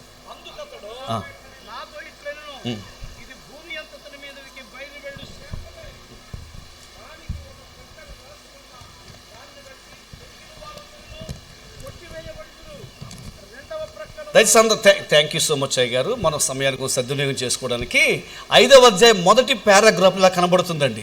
జకరియా తేరి చూడగా ఒక దర్శనం కనబడిందంట. ఆ దర్శనంలో ఒక బుక్ ఎగురుతోందంటండి. ఒక బుక్ ఎగురుతోంది. ఆ పుస్తకం ఇలా ఎగురుతూ ఉంటే జకరియాని దేవుడు అడిగాడు, నీకేం కనబడుతుందా అని. జకరియాకు మంచి కంటి చూపు ఉంది, మంచి లెక్కలు కూడా బాగా వేయగలడు. దూరం నుంచి లెక్క పెట్టేశాడు. సార్, ఆ బుక్ 20 మూరల పొడవు 10 మూరల వెడల్పుతో ఉంది సార్ అన్నాడు. ఆ పుస్తకంలో సిస్టర్ వినాలండి, ఆ పుస్తకంలో ఒకవైపున దొంగల పేర్లు ఉన్నాయంట. దొంగల పేర్లు. ఒకవైపున దేవుని పేరు మీద అబద్ధ ప్రమాణం చేసిన వారి పేర్లు ఉన్నాయంట. అలాగే ఉంది కదా బైబిల్లో. ఒకవైపేమో దొంగల పేర్లు, ఒకవైపేమో అబద్ధ ప్రమాణం చేసేవారి పేరు ఉంది. ఈ పుస్తకము మన ఊరు గుండా ఇలా వచ్చి దొంగలు ఉండే ఇంట్లోకి వెళ్ళిపోద్ది. దేవుని పేరు మీద అబద్ధ ప్రమాణం చేసేవారి ఇంట్లోకి వెళ్ళిపోద్దట. వెళ్ళి ఏం చేస్తుంది? ఆ నెక్స్ట్ వచనం ఏం చెప్తుంది తెలుసా? అది లోనికి వెళ్ళి వెరీ గుడ్ అమ్మ, వాటి దూలములను రాళ్లను ఆ పుస్తకం ఎవరింట్లోకి వెళుతుందో ఆ ఇంట్లో ఉన్న దూలములను, దూలం అంటే భీములండి, ఆ ఇంట్లో ఉన్న భీముల్ని, ఆ ఇంట్లో ఉన్న రాళ్లను ఆ పుస్తకం నాశనం చేసేస్తుంది. ఎందుకంటే అది శాపపు పుస్తకం. అది ఎవరింట్లోకి వెళ్తుందో ఆ ఇంటిని, వాటి దూలములను, వాటి రాళ్లను నాశనం చేసేస్తుంది. మనం ముగింపులోకి వెళుతున్నాం. దేవుడు నీ కొరకే మాట చెప్తున్నారు, మీ ఫ్యామిలీ కొరకే దేవుడి మాట చెప్తున్నారు, నా ఫ్యామిలీ కొరకే దేవుడి మాట చెప్తున్నారు. ఈ బుక్ అందరింట్లోకి వెళ్ళట్లేదు, దొంగల ఇంట్లోకి వెళుతుంది. రెండవది, ఈ బుక్ దేవుని పేరుతో అబద్ధ ప్రమాణాలు చేస్తున్నారు కదా, వాళ్ళ ఇంట్లోకి వెళుతుంది. తీరా వెళ్ళిన తర్వాత ఏం చేస్తారట? ఆ ఇంట్లో ఉన్న భీములన్నింటినీ నాశనం చేసేది. భీమ్ అంటే మన ఇంటికి ఉండే భీములు ఉన్నాయి కదండి, ఈ భీములు కాస్త పాడైతే బాగు చేసుకునేటువంటి యంత్రాలు ఇప్పుడు ఉన్నాయి. మేషన్స్ ఉన్నారు, కాంట్రాక్టర్స్ ఉన్నారు. కానీ నిజంగా ఇంట్లో ఉండే నిజమైన భీములు ఏంటంటే, ఇంటిలో ఉండే వ్యక్తులు శాపగ్రస్తులు అయిపోతారు. ఎందుకంటే ఆ ఇంట్లో దొంగతనము చేత చాలా వస్తువులు వచ్చాయి కాబట్టి. అబద్ధ ప్రమాణం. చర్చిలో అంటే ఈ 5 నెలల్లో ఎన్ని ప్రమాణాలు చేశామో దేవుని దగ్గర, ఎన్ని ప్రమాణాల్లో మనం ఫెయిల్ అయ్యామో, వారందరింట్లోకి ఆల్రెడీ ఈ బుక్ వచ్చేసిందండి. కొంచెం మీకు ఇంకా అర్థం అవ్వాలంటే దొంగలింట్లోకి ఈ బుక్ ఎలా వస్తుందో తెలుసా? సామెతల పుస్తకం 9వ అధ్యాయం చివరిలో ఒక మాట ఉంటుంది, దొంగిలించిన నీళ్లు తీపి, చాటున తినిన భోజనము రుచి అని చెప్పుకుంటుంటే, అయితే అచ్చట ప్రేతలున్నారనియు దాని ఇంటికి వెళ్ళువారు. అంటే మీకు కొంచెం బాగా అర్థమవడం చెప్తానండి. నాకు దొంగతనము చేత నాది డబ్బులు కాకుండా నాకు ఒక 15,000 18,000 వచ్చేసాయి. హలో, ఇక 18,000 కోసం స్తోత్రం చెప్పుకుని సమ్మర్ కదా నేను ఏం చేశానంటే ఈ 2 ఫ్యాన్లు కొనుక్కున్నాను. ఇప్పుడు 2 ఫ్యాన్లు కొనుక్కోగా ఈ ఫ్యాన్లు తీసుకొచ్చి బెడ్రూమ్లో పెట్టుకుంటున్నాను కదా, డైనింగ్ టేబుల్ ఒక ఫ్యాను, బెడ్రూమ్లో ఒక ఫ్యాన్ పెట్టుకున్నాను. కొంచెం మంచి కాస్ట్లీ ఫ్యాన్లు కొనుక్కున్నాను. అలా పెట్టుకోగానే ఏం జరిగింది తెలుసండి? వాక్యం ప్రకారం ఫ్యాన్తో పాటు అండి ప్రేతాత్మ కూడా వస్తుందంటండి. అందరూ వింటున్నారండి? మేము వింటున్నామండి అన్న వారు స్తోత్రం చెప్తారండి. మనము దొంగతనము చేత చేసిన డబ్బును ఇంట్లోకి తేగానే ఏం జరుగుతుందంటే దీనితో పాటు దెయ్యం వస్తుందండి. ఆ దెయ్యం ఎక్కడుంటుందో తెలుసా బ్రదరు? మన ఇంటిలో బెడ్రూమ్లో బీమ్ ఉంటుంది కదండి, పైన సీలింగు, అక్కడ ఉంటుందండి దెయ్యం. మన డైనింగ్ టేబుల్, కొత్త డైనింగ్ టేబుల్ కొనుక్కున్నామండి. కొత్త డైనింగ్ టేబుల్ కొనుక్కోగానే ఈ కొత్త డైనింగ్ టేబుల్తో పాటు ఏమొస్తుందండి? ప్రేతాత్మ వస్తుంది. సెలవులు కదా, హాలిడేస్కి పెద్దోడు హాస్టల్ నుంచి వచ్చాడు, అమ్మాయి కూడా తన బిడ్డలను తీసుకొచ్చింది.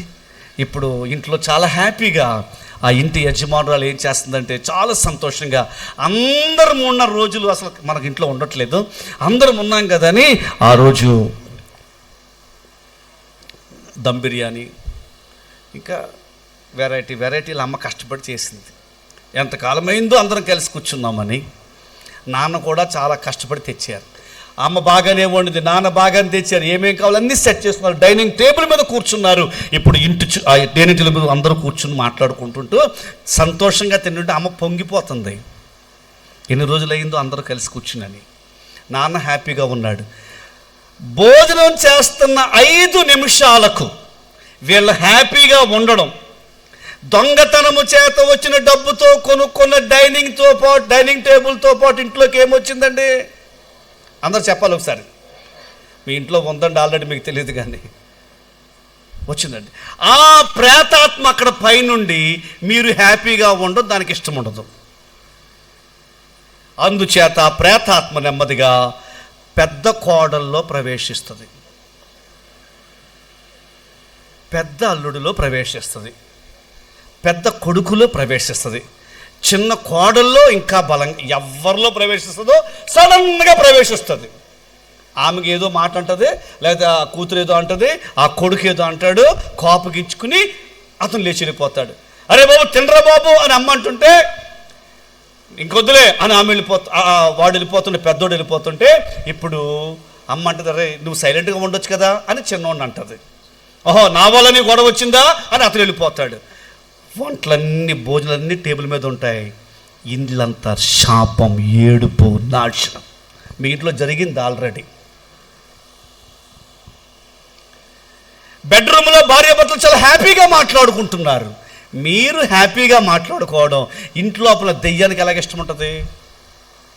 మీరు హ్యాపీగా మాట్లాడుకున్న ఒక 20 మినిట్స్, హాఫ్ అన్ అవర్ తర్వాత ఆ పైన ఉన్నటువంటి దయ్యం వెంటనే మీ సంతోషాన్ని పాడు చేయాలని లేనిపోని జగడం, ఆ సంతోషపు సంభాషణలోనే జగడం పెడతాడు. అదే ఆ రోజే లాస్ట్ రోజు బెడ్రూమ్లో ఇద్దరు కలిసి పడుకున్నది అవుతుంది. ఎలా జరిగింది? ఇంట్లోకి ఆల్రెడీ మనం ఏం తెచ్చుకున్నామండి? అర్థమవుతుందండి. నేను ఒక మెసేజ్ టైము నా మెసేజ్ పాస్ చేసుకోవడం నేను చెప్పట్లేదండి. ప్రభు నాకు నేర్పిన విషయాలు నేను చెప్తున్నానండి. అందుకే ఇంట్లో శాపాలండి, అందుకే ఇంట్లో ఇబ్బందులండి, అసలు అందుకే ఇంట్లో ప్రేతాత్మలు పనిచేస్తున్నాయి. ఈ మొదటి రాత్రి నీ ఇంటిలో దొంగతనం అంటే అయ్యా మేమేం దొంగతనం చేయమని బాబు, అంతా ఖచ్చితంగా ఉంటామంటే దశంభాగం మిమ్మల్ని దొంగలు, దశంభాగం డబ్బులు తినేస్తున్న వాళ్ళు కూడా ఆ డబ్బులతో మీరు ఏం కొనుక్కుంటున్నా సరే ఇక మీరు చెప్పేసుకోండి ప్రసంగం. ఏమవుతుందండి? ఇంట్లోకి ఏమొస్తున్నాయండి? సామెతల పుస్తకం ప్రకారం అంతే. Ghost is coming. నేను నాట్ ఓన్లీ టైత్, మనది కాని వస్తువు. ఈ మొదటి రాత్రి మీటింగ్ అయిన తర్వాత వెంటనే అందరూ ప్రతి రూము ప్రతి హాలు చెక్ చేయండి, మనది కానిది ఏదైనా ఉందేమో. మనది కానీ ఈవెన్ చర్చికి వచ్చేవాళ్ళు వేరే వాళ్ళ పాటల పుస్తకాలన్నీ మీ ఇంట్లో కలెక్షన్గా ఉన్నాయేమో చూడండి ఒకసారి. వేరే వాళ్ళ పిల్లల యొక్క చెప్పులు కానీ మీ ఇంట్లో చెప్పులు స్టాండ్లో ఉన్నాయేమో చూడండి. నేను చెప్తున్నానండి, వాళ్ళు మర్చిపోయారు చెప్పులు పోయాయని, మీరు కూడా చాలా హ్యాపీగానే వాడేస్తున్నారు, కానీ దాని వెనకాల దెయ్యం వచ్చేసిందండి. ఇది జరిగింది సౌలుకు. మనం ముగించుకుంటూ 15వ అధ్యాయం ముగింపులో 15వ అధ్యాయంలో ఎప్పుడైతే శామ్యూయల్ అలా చెప్పాడో 24వ వాక్యం, సౌలు అంటాడు, జనులకు జడిసి. Saul was a good man, but ఆయనకు ప్రజలకు భయపడి జనులకు జడిసి వారి మాట వినందున నేను యెహోవా ఆజ్ఞను, నేను ప్రజల మాట విన్నాను. అమ్మా, నీకు వాక్యం తెలుసు కదా, నీకు దేవుని వాక్యం యొక్క సత్యం తెలుసు కదా, దేవుని యొక్క సిద్ధాంతం నీకు తెలుసు కదా. పెద్దమ్మ చెప్పిందని పసుపు రాసావు, పెదనాన్న చెప్పాడని మామిడాకులు కట్టావు, లేకపోతే ఎవరో చెప్పారు అంటే మా వాళ్ళు ఒప్పుకోలేదండయ్యా, మా వాళ్ళు ఒప్పుకోలేదండయ్యా, వాళ్ళు అలా చేసేసారండయ్యా అని చెప్పి ఎవరో ప్రోత్సాహము చేత ఎవరికో భయపడి దేవునికి విరోధంగా నీ ఇంటిలో జరుగుతున్న పనుల వల్ల అలా సలహా ఇచ్చిన వారు బాగానే ఉన్నారు, కానీ వాళ్ళకు భయపడి చేసిన సౌలుకు రాజ్యం పోయింది. ఇప్పుడు సౌలు నష్టపోయాడు. ఇప్పటికే ప్రభు కొంతమందితో మాట్లాడుతున్నాడు. వాక్యం వినడానికి వచ్చిన వారితో ప్రభు మాట్లాడుతున్నాడు. వాక్యం వినడానికి వచ్చిన వారితో ప్రభు మాట్లాడుతున్నాడు. ప్రభు ఆల్రెడీ మీ కుటుంబాలు చూసిన సంఘటనలు, మన కుటుంబాలు చూసిన సంఘటనలు దేవుడు మనకు జ్ఞాపకం చేస్తుండగా ఈ రాత్రి మనం పశ్చాత్తాపడి ప్రభు పాదాలు పట్టుకుంటే దేవుని కనికరాన్ని మనం పొందుతాము. హల్లెలూయా, హల్లెలూయా. యేసు త్వరలో వచ్చేస్తున్నారండి. ఆయన రాకడ సమీపంగా ఉందండి. యేసు త్వరగా వచ్చుచూ ఉండగా దేవుడు నిషేధించినవన్నీ మనకు నిషేధమే. దేవుడు నో చెప్పిందల్లా మనకు నో, దేవుడు ఎస్ చెప్పిందంతా మనకు ఎస్. దేవుడు ఒక విషయం నో చెప్పాడంటే ఇక నో అంటే మళ్ళా నోలో నువ్వు పాజిటివ్ ఏం చూడొద్దు, నీవు అనుకూలం ఏది చూడొద్దు. సౌలు చేసింది, దేవుడు చెప్పినట్లే వెళ్ళాడు, చెప్పిన వారి మీదకే వెళ్ళాడు. కానీ మెజారిటీ పీపుల్ యొక్క ప్రోత్సాహం, వారి సలహా మేరకు రాజ్యాన్ని పాటించినందున రాజ్యాన్ని పోగొట్టుకున్నాడు. రాజ్యం పోయిన తర్వాతట సమూయేలు సౌలు అడుగుతున్నాడు, సార్ దయచేసి కనికరించండి సార్, దయచేసి కనికరించండి సార్, దయచేసి నాతో రండి. సమూయేలు చెప్తాడు సౌలుతో, నేను నీతో కూడా, I don't come with you. ఇప్పుడు మీరు తప్పనిసరిగా వాక్యం చదవండి. నేను ఇక రాను, నువ్వు దేవుని మాట వినలేదు కాబట్టి రాను అన్నాడండి పాస్టర్ సమూయేలు గారు. అందరూ ఒకసారి 2 చేతులు పైకెత్తి యేసయ్యకు స్తోత్రం చేద్దామండి. బ్రదరు, మీరు మొన్న పెళ్ళికి వెళ్ళినప్పుడు కొంచెం డ్రింక్ చేసినట్టు నాకు తెలిసింది.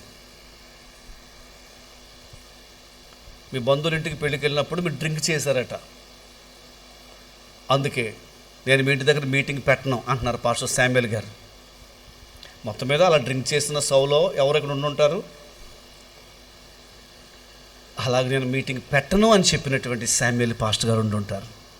అప్పుడు సౌలు ఏం చేశాడో తెలుసండి, మరలా బ్రదర్ సార్ ప్లీజ్ దయచేసి మీరు రెండయ్యా అని చెప్పి అయ్యగారు షాల్ వేసుకుంటారు, ప్రవక్త కదా, దుప్పటి వేసుకుంటారు. ఆ దుప్పటి ఇలా పట్టుకున్నాడు, దుప్పటి చిరిగిపోయింది. వెంటనే సమూయేలు ఆయన వైపు తిరిగి అన్నాడు, నా దుప్పటి ఎలా చిరిగిపోయిందో నీ జీవితం అలాగే చిరిగిపోయింది, నీ పదవి అలా చిరిగిపోయింది అనగానే ఈయన ఒక మాట అడుగుతాడు, అయ్యా ఒక్క మాట, నేను పాపము చేసేది నీ పాపము చేశాను, కానీ ఒక మాట అండి, నేను రేపు వెళుతున్నటువంటి ప్రయాణంలో మీరు కూడా నా ప్రక్కన ఉండాలండి. ఎందుకు ఈయన బలి అంటున్నాడండి.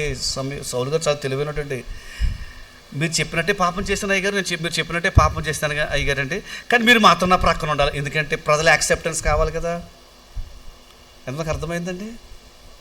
ఇప్పుడు అయ్యగారు ప్రక్కన ఉన్నారనుకోండి, అప్పుడు ప్రజలందరూ మన అయ్యగారు వెళ్ళారంట మీటింగ్కి, మన అయ్యగారు వెళ్ళారంట బ్రదర్తో, మన అయ్యగారే సహకరించారు అని మాట.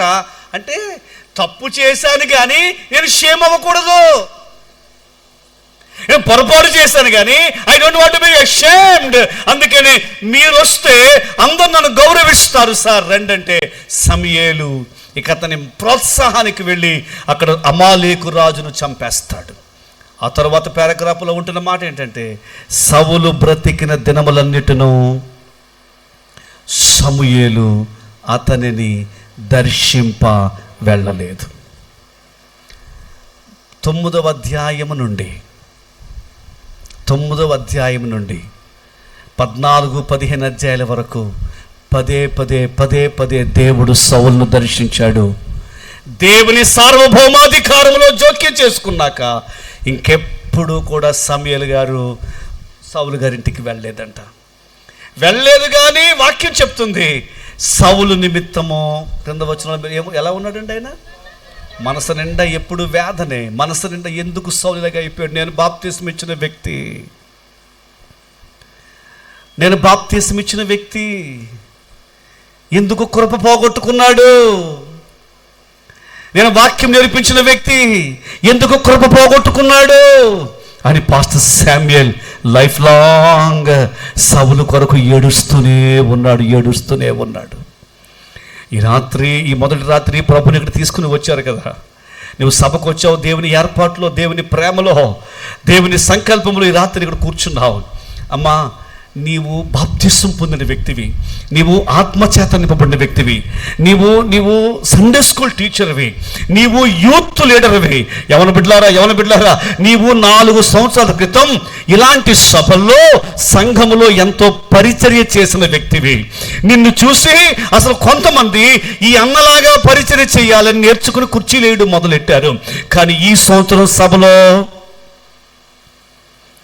నీవు ఎందుకో ఈ సభ నాది కాదు అన్నట్టు, ఈ మీటింగ్కి నాకు సంబంధం లేదా అన్నట్టు, ఈ సహవాసానికి నాకు సంబంధం అన్నట్టు, ఆల్రెడీ ఈ మీటింగ్కి నువ్వు లేటుగానే వచ్చి కూడా నీవు కనెక్ట్ అవ్వకుండా ఉన్నావు. ఈ రాత్రి నిన్ను గూర్చి దేవుని ఆత్మ, అయ్యో ఇంత మంచి వ్యక్తి, అభిషేకించబడిన వ్యక్తి, ఇతరులకు మాదిరికరంగా ఉన్న వ్యక్తి, ఇతరులకు దీవెనకరంగా ఉన్న వ్యక్తి ఎందుకు ఇలా కృప పోగొట్టుకున్నాడని జీవితాంతం సౌలు బ్రతికిన దినములన్నిటా కూడా సమూయేలు గారు బాధపడుతూనే ఉన్నారు. ఏమో ప్రభు నన్ను ఈ మాట మరలా చెప్పమని నిన్ను గురించి దేవుడు అలాగే బాధపడుతున్నారు. చర్చిలో బాగా యాక్టివ్గా ఉండే నీవు,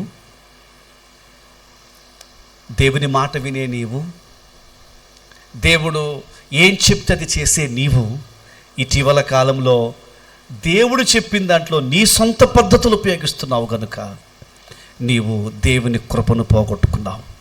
ఈ రాత్రి ఒక్కసారి ప్రభువా నన్ను కనికరించు అని ప్రభువును వేడుకుంటే మరలా దేవుని కనికరం నీ మీదకు రాబోతుంది. అందరు లేచి నిలబడదామా? Let's all stand on our feet. అందరు లేచి నిలబడదామా? ఎంతో ఓపికతో దేవుని వాక్యాన్ని విన్నాము, చేతులు జోడించి లేక చేతులు పైకెత్తి ఒక్క 2 నిమిషాలు కృప ఉందంటారా ఇంట్లో? అందరికంటే ముందు అభిషేకించబడిన వాడు మొదటి రాజు, కానీ తన ఇంటిలో ఆ తర్వాత తన కొడుకు కానీ మనవడు కానీ ఎవ్వరు రాజులు కాలేకపోయారు. అతని కుటుంబం శాపగ్రస్తం అయిపోయింది. తరతరములకు అతడు శాపగ్రస్తుడిగానే ఉండి మొదటి రాజు గారి పిల్లలు ఎంతగా దీవించబడాలి. అమ్మ ఎలుగెత్తి ప్రార్థన చేద్దాం, స్వరమెత్తి ప్రార్థన చేద్దాం. ప్రభా, సౌలు కృపను పోగొట్టుకున్నట్లు నేను పోగొట్టుకోకూడదు తండ్రి. చిన్న బిడ్డలేమి పెద్దవారేమి అందరూ కంట్లు మూసుకుని ప్రే టు ద లార్డ్. ప్రభువుకు ప్రార్థన చేద్దాం. నీ విరోధుల విషయంలో దేవుడు నీకు మేలు చేశాడు కదా. వెనుకున్న బ్రదర్స్ దయచేసి స్వరమెత్తి ప్రార్థన చేయండి. నీకున్న మొదటి ఆసక్తి, నీకున్న మొదటి భక్తి, నీకున్న మొదటి ప్రేమ,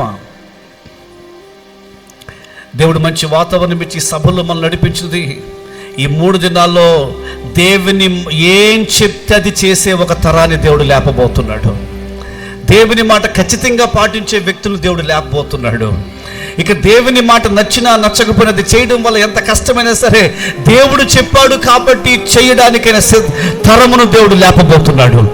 అలాగున్న దేవుడు ఒక స్పెషల్ జనరేషన్, దేవుని కొరకు రోషం గల ఒక తరమును దేవుడు సిద్ధపరుస్తూ ఉండగా, ఆ వ్యక్తివి నీవై ఉండాలి, ఆ వ్యక్తివి నీవై ఉండాలి బ్రదర్, ఆ వ్యక్తివి నీవై ఉండాలి, ఆ వ్యక్తివి నీవై ఉండాలి. ఇక నీవు దేవుని మందిరములో ఆయన మాట వినేటట్లుగా, ఆయన మాటకు